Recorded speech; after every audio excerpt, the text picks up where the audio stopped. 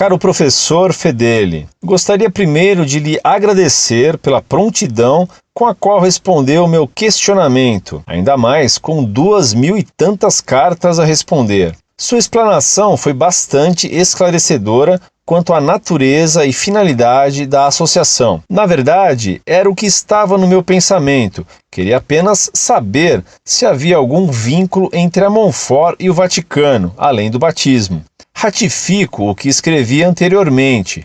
Acho grandioso, válido e rico o trabalho desenvolvido, embora, repito, discorde de alguns entendimentos. Sobre as tristes constatações estatísticas redigidas, já eram do meu conhecimento, não em números tão exatos, mas o abandono dos católicos à sua fé, principalmente no velho continente, é visível. Não concordo, no entanto, que o senhor atribua às mudanças trazidas pelo Vaticano II o único motivo dessas perdas. De qualquer forma, meus argumentos não terão o conhecimento demonstrado pelo senhor. Então, para evitar erros grosseiros, lhe faço nova pergunta. Por que atribuir ao Concílio Vaticano II a causa dessas perdas? Li alguns de seus artigos e respostas sobre o assunto e vi sua posição contrária ao Vaticano II, dizendo ser ele inútil e obscuro, trazendo confusão à Igreja. Mas até onde as ideias do concílio prejudicaram a fé católica, ao ponto de perder fiéis? Não há, então, posições positivas trazidas pela Igreja do Vaticano II? Quanto à Igreja una, santa e pecadora, o senhor tem razão, o credo é outro. De qualquer forma, retiro o último adjetivo da Igreja e atribuo aos fiéis, esses são pecadores, sem exceção, ou estou equivocado novamente? Em relação ao meu gosto pela história, vou lhe esclarecer. Afirmei que sempre gostei de história, porém não sou estudioso no assunto. Quando escrevi sempre gostei de história, estava me referindo aos bancos escolares, quando de fato era uma das minhas matérias favoritas. Então, perdão, professor, pelo erro grosseiro que o senhor afirma ter eu cometido. No entanto, não posso deixar de destacar que o que ensino nos bancos escolares é que a Igreja quis demonstrar força com a Inquisição, perseguindo, matando e violando em nome de Deus aqueles que a ela contestava. Também é a opinião defendida por alguns historiadores, ao menos os que conheço. Por isso, até me surpreendi quando vi sua formação em História. Aproveito para lhe perguntar novamente: estou equivocado? O que alguns historiadores dizem sobre a Igreja, Estado medieval, é errado? Por quê? Por fim, estou sempre em busca de conhecimento e com certeza irei em busca de informações, como tenho feito diariamente. Espero um dia chegar ao brilhantismo e potencial com o qual o senhor responde e defende seu ponto de vista. Espero, porém, alcançar argumentos suficientes para contrapor algumas de suas teses, as quais compreendo, porém discordo. No mais, professor, continuo com meu São Francisco, o de Assis, até que prove o contrário. É um santo pelo qual tenho apreço, ao menos dos livros que li de histórias a ele atribuídas. Enxerguei nele forte presença divina. Permita-me ainda lhe fazer mais 2 questionamentos. Gostaria de saber, à luz da verdade defendida pela Montfort, a opinião sobre o pontificado do Papa João Paulo II e o que esperar de Bento XVI no que diz respeito à possibilidade de um novo concílio.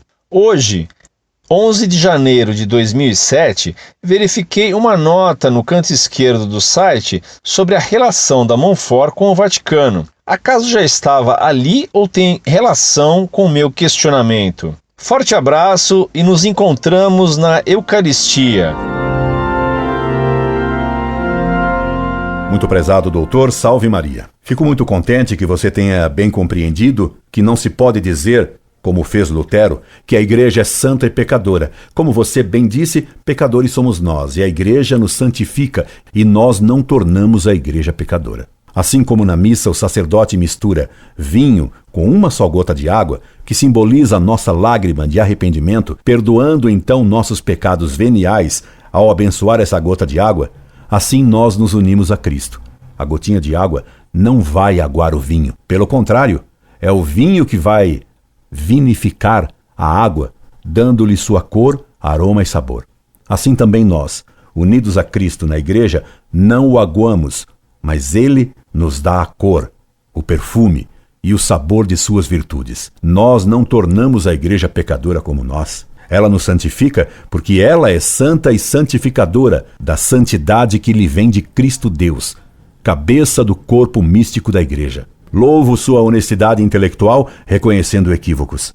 Há uma verdadeira conspiração contra a igreja na história, como houve uma conspiração contra Cristo que o levou à morte de cruz. Os livros de história usados nas escolas mentem descaradamente. Como já tratei largamente nesse ponto no site, permita-me pedir-lhe que leia, por exemplo, 2 textos meus. Um se intitula Mas que gente ignorante, e trata da questão se na Idade Média se ensinava que a Terra era plana. Um segundo texto seria sobre a vocação do Brasil. Há também muitas cartas tratando da Inquisição, citando livros de autores europeus que desmentem as lendas que ainda correm no Brasil sobre a Inquisição. Permita-me dizer-lhe que não defendo um ponto de vista meu. Defendo a igreja, defendo a fé e defendo a verdade histórica, tal qual ela objetivamente foi.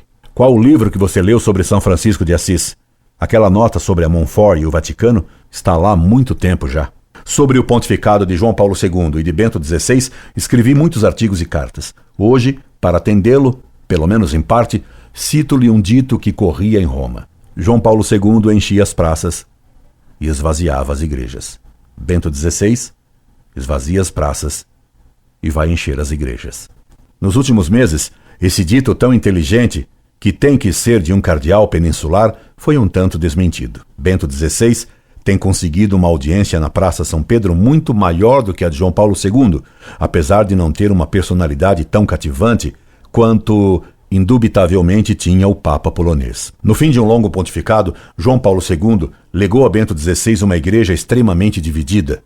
No Brasil, não há 2 paróquias com a mesma missa. Não há 2 grupos católicos que se entendam e que concordem entre si. O ecumenismo do Concílio Vaticano II não trouxe nenhum grupo herético de volta à igreja e nem pretende fazer isso, mas dividiu os católicos. Sobre o Vaticano II, peço-lhe que leia meus trabalhos Resposta ao Instituto Paulo VI de Brecha e Eclesiologia do Vaticano II, provando como este concílio foi manipulado pelos hereges modernistas. Desejando aprofundar nossa amizade, me subscrevo. Incorde Jesus Semper, Orlando Fedeli.